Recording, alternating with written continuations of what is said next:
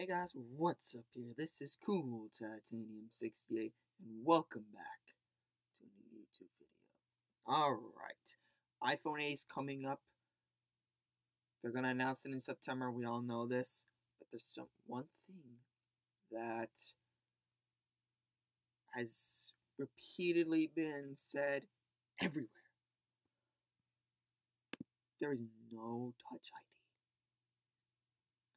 Apple simply cannot do it. And we're all so surprised why that happened, because it's kind of like saying we're going to have it on the 7S and 7S Plus, but the iPhone 8, I'm sorry, we can't have that. It's going to be sad. Let's look at this article from 9to5Mac. Okay. 2 new reports from reliable sources will replace Touch ID with new 3D facial recognition. That's actually a good solution, because it's like reading your face. So, and your face is only one of a kind. So, yeah, that's pretty good. Apple patents guys bring similar functionality and more to Macs. Separate report claims Apple is preparing 3 new iPhone models for 2018, all with OLED displays. There you go. There's another new thing that just came out. The question is, how will they do it? I mean, the iPhone 8's coming out this year. What are they going to do? Go like iPhone 8, 8 Plus, and then 8S? We don't know. Or are they just going to add 2 Plus models? It is very confusing. You guys are probably going to have to look it up. Apple releases it 6th. Blah, blah, blah. Let's see. Report claims that the ban on laptops and tablets for the U.S.-bound flights led to a 20% drop in bookings. U.S. government is reported to set to intervene Apple's $50 billion Ireland tax dispute with that. Let's see. Yeah, let's look at this from KGI, because that's from like 9to5Mac, and it just went there. Okay. Features high screen-to-body ratio in industry. That's very impressive. That's happened. That's gonna happen. Very impressive. Very impressive. Another news that's coming out. Actually, I didn't even know this either. Wireless charging accessory won't be ready at iPhone launch this year. Wow. That's actually not good.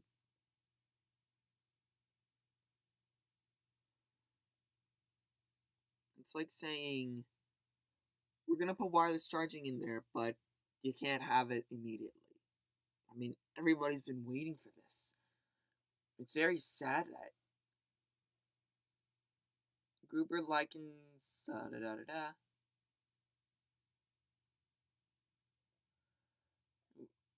Yeah.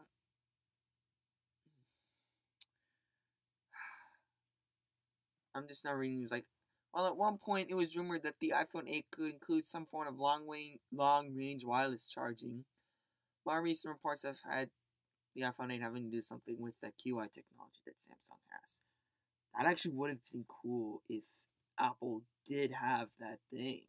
They'd have the long-range charging, because then it'd be a one-of-a-kind phone that isn't just a normal wireless charging phone. You don't have, like, usual phones, like any Galaxy phones, they're always charging by a pad. Well, is that technically wireless charging? I mean, yes, you're not plugging in any cords, but you're using, there's a chip inside they have to use through a docking pad. I don't know if that's technically it. But having like true wireless charging, have it charging from the long range would definitely put Apple in something different. Oh, this is actually pretty good. Some have said that wireless charging will be exclusive to more expensive iPhone 8s, but most recently, KGI said that all 3 new phones will adopt it. If that thing is true, very good. Very good. Sold separately, yeah.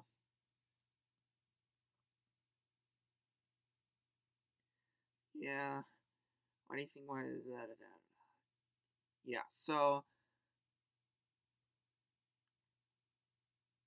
it's good that yeah, that all of the 7S's and that even the 7S generation is gonna get a wireless charging instead of just only giving it to the iPhone 8, because I mean 7S's are supposed to be an upgrade from the 7. Well, we need that. We need something that's gonna like differentiate the 7 from the 7S, and wireless charging is going to totally differentiate that, which is really good for them. Really good. Ooh, Legal Battle heats up.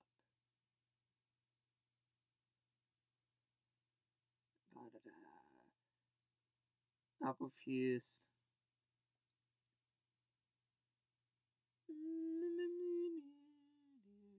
Yeah, there's nothing much. Yeah.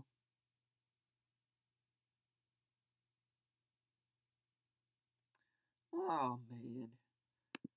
Qualcomm is starting to become more stupid already. Hey, let's look at this. Let's read this. This touch center. I think it might have to be okay. Yeah, this is on a podcast. Okay. Actually, this is really cool. So, their Apple Insider has a link to a podcast, and this is where I think this is where we're gonna somewhat end the video. So, I hope I found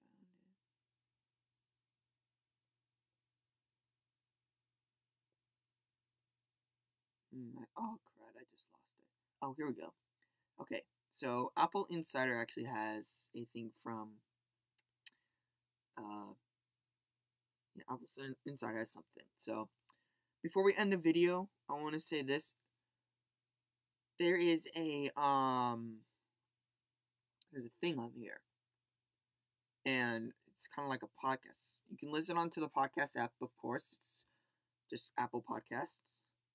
One of the questions, actually, one of the things they're gonna say: Apple rumored to go all OLED with 2018 iPhone models. It's good, but then it's also gonna be kind of hard on Samsung, because not only are they having to make OLED panels for their phones, now they have to make it for the iPhone, in which now, as what they had said like not too long ago, Samsung's now having to pay $21 billion to build more plants that can build more OLED panels. And basically, if you want to know what an OLED is, an OLED panel, which is basically an organic light emitting diode, it's a panel that doesn't have a backlight, which is what a liquid crystal display has. Basically, if you see like any of those TVs like LEDs, it's basically it's a light emitting. It's basically just an LED backlight. That's it. Um, OLEDs produce their own stuff. That's what they do. They produce their own light and color, so it's gonna look great. I mean, for some examples of that, number one is of course any of well, not really Samsung's TVs. They don't use that, but actually Samsung's phones and tablets have AMOLED panels, which are the same thing. And then TV wise, you've got Sony, which were the ones who started it, and then LG.